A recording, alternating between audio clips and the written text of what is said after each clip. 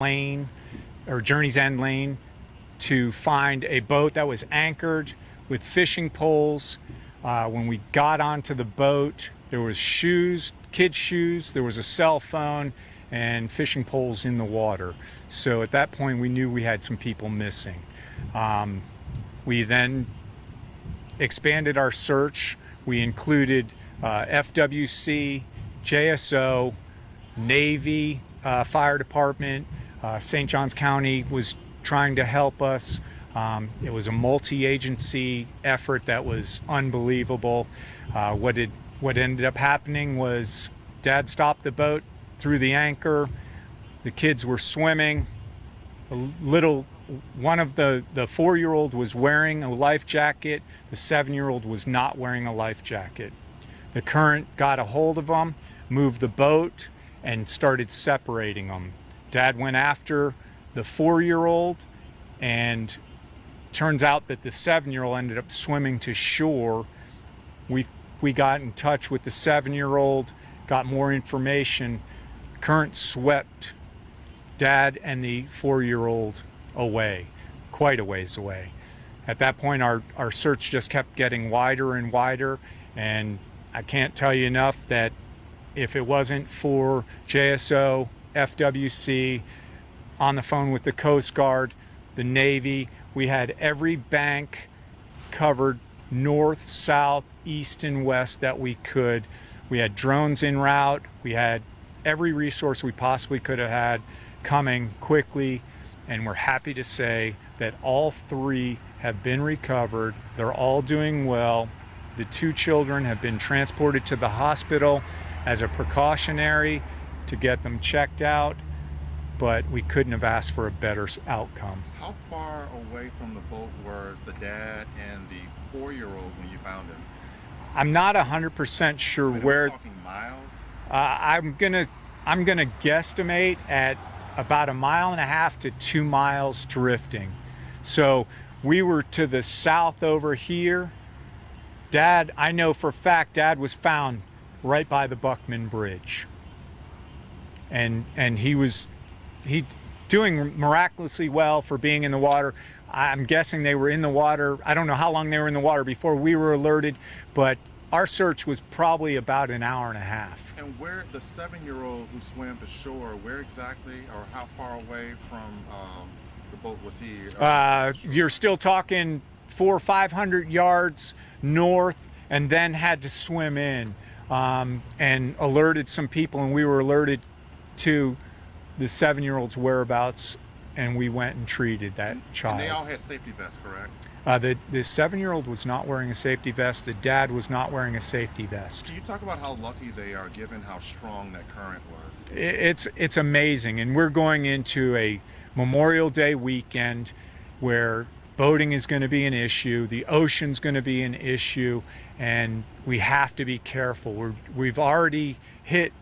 Last weekend we had some drownings, we had some near misses, and people need to be really careful. They have to watch their kids, and they have to make sure they can swim.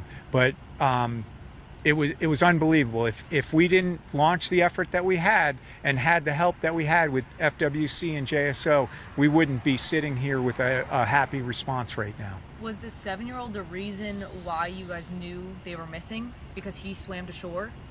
No, but that confirmed everything that we already thought. So we got reports that there was a dad and 2 children in the water screaming for help. And that's what our notes said initially. But when you show up and there's just a boat sitting there that's anchored, you don't know what you're dealing with and nobody to be found. All of the indications were that they were there because there were shoes on board, children's shoes on board, there was fishing poles in the water, and the boat was anchored. The anchor wasn't holding well, so they may have even started farther down and drifted because the anchor pulled. And they just got in the water just to swim, correct? Yes, that's what I was told, that they got out to just have a little swim. Do we know how long they were in the water before the current kind of drifted? Do not. That I can't answer that, but I can tell you we were searching for about 1.5 hours. I'm also going to tell you that we had private citizens out there. Somebody on Journey's End gave one of our fire engines their boat to use to search for these kids. We had jet skis out there and everything. The other factor that we had to look out for was FWC and JSO had to slow down traffic on the river because boats coming through. I'm sorry, if there's a 4-year-old swimming, you're not going to see them in time to not hit them if you're moving at a rapid speed. So that was an issue too. And again, we couldn't have done it without JSO and FWC and all of our counterparts. This is the outcome we always want. But talk to me about how unfortunately rare this outcome is, especially when you take into account how long you were searching for them. Within the first hour or two, you get real nervous. You know, you want to find somebody quick. You're never sure if they're in life jackets. I mean, we didn't have the proper reports of whether they were in life jackets. If, you know, we found a life jacket on the boat, that says somebody wasn't in a life jacket, so that makes you worried. Fortunately, the 7-year-old was a strong swimmer and was able to get to the shore. I mean, that in itself is a true testament. And what bridge you said the dad was just about at? The dad? The Buckman Bridge. The Buckman Bridge. Yes, sir. Now, did authorities pull, just refresh my memory, did authorities pull the dad and 4-year-old out of the water, or were they able to make it to shore of their own recognizance? No, they were pulled from the water, and they were, I don't know how far, but they were separated from each other. Dad did not know where the 4-year-old was and came to shore and was freaking out, and right as they were pulling up, we got notification that the 4-year-old had been found, and he was very emotional and tears, and Mom was already on the shore with the 7-year-old. And refresh my memory, who had on vest and who didn't? The 4-year-old had on a vest. But the dad and the 7-year-old didn't? No. And so the 4-year-old and the dad were separated. How far were they separated? I can't answer that. I'm not sure. He didn't know where the 4-year-old was, so far enough, you know. I mean, I'm a father, and if I'm separated from my kids like that in that situation, I'm freaking out. So it was truly an amazing feat. And just one last quick question. Is the new missing persons search team between JSO and JFRD part of this rescue op that they announced this week? Is this part of that?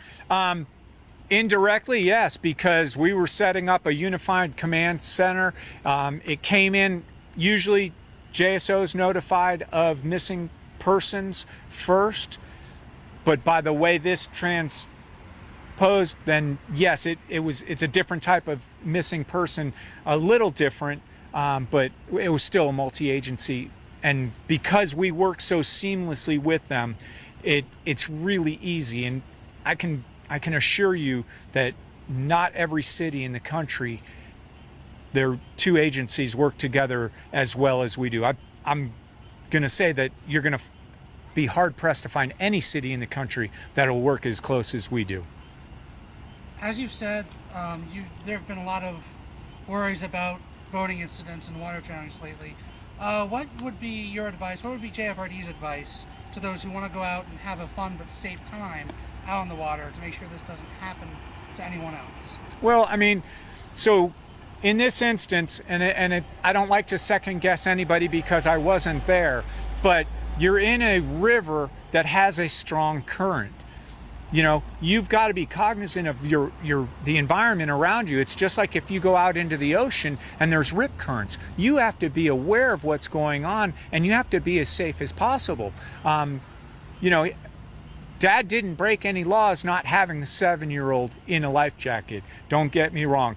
It's 6 and under for a vessel that's under 26 feet. But at the same token, you know, obviously the kid could swim, and that was the best outcome of it. But be safe and be smart. Thank Anything you else? so much. You're welcome. Thank you. No problem.